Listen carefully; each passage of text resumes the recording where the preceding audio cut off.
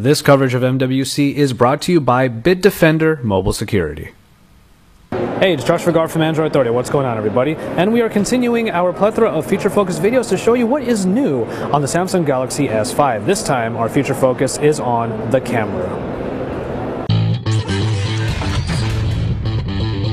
Alright, and here we are with the Samsung Galaxy S5 here on the left side. It is positioned in such a way so that we can get the background there.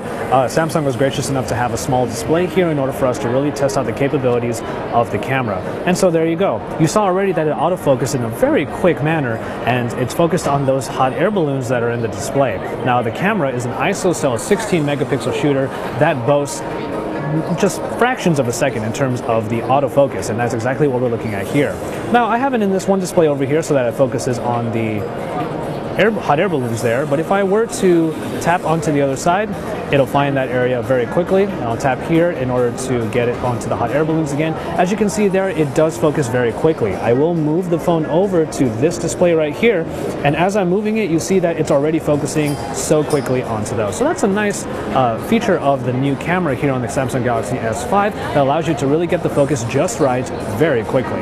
As you can see from the interface, as I bring the camera back into the middle, you can see that the interface is a little bit different as everything is now part of a circle. And if we look at the modes, you still have many of the modes that were available in the previous iterations, and including the beauty face, the shot and more. So let's take a look at the settings here. So there you go. There's so much to this camera now that allows you to do a lot to really tweak the various settings on your pictures to really get the picture that you want. Of course, we have the picture size at the full 16 megapixel count, and from there are a bunch of different modes and different tweaks, including stabilization, which actually is not optical, but it does help in terms of getting the right picture for you without your shaky hands. Burst shot, face detection. You also have metering modes that are, these are all settings that you normally see on a full DSLR camera. But the one that I'm going to show you right now is the selective focus. Now, this is the one that you saw in the previous video, and the processing time does take a while after you take the picture when you're using selective focus. And this is where we're going to show it. I'm going to bring it over just a little bit so I can really get just an inner shot right here. All right, so we're going to focus on just one portion right now. We're just going to focus on here. And then I'm going to go ahead and take the picture.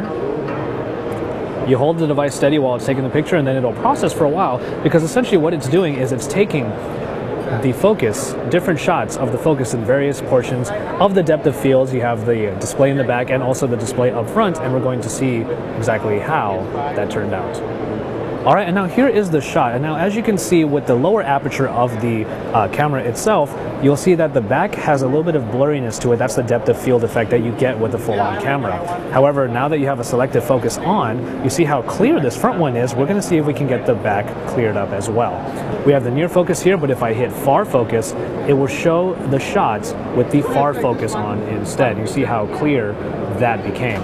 And if we wanted to do a pan focus, it would be able to modify the picture in order that everything is in focus. It's just a very, very nice way of just getting a selective focus in your photos, as some people would really love to use that for something like, let's say, Instagram.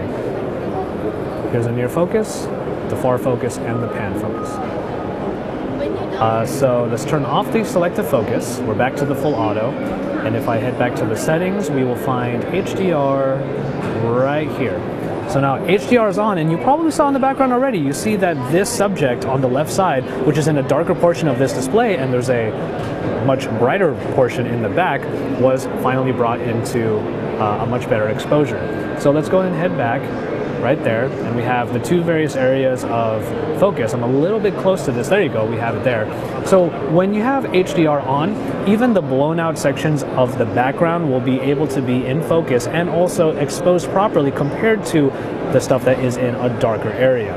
Now what we have here is a subject in the front that originally was very, very darkened out because the metering was focusing on this area here, and now what we have is that difference. Here's the HDR off, in which the blown out areas in the back, if I focus on there, the metering won't be able to get it because it's too blown out, and then our subject in the front is just darkened out. Turn on the HDR and it does it in real time and changes the image so that you'll be able to get something much, much more usable. So we'll go and just take that picture, and there it is.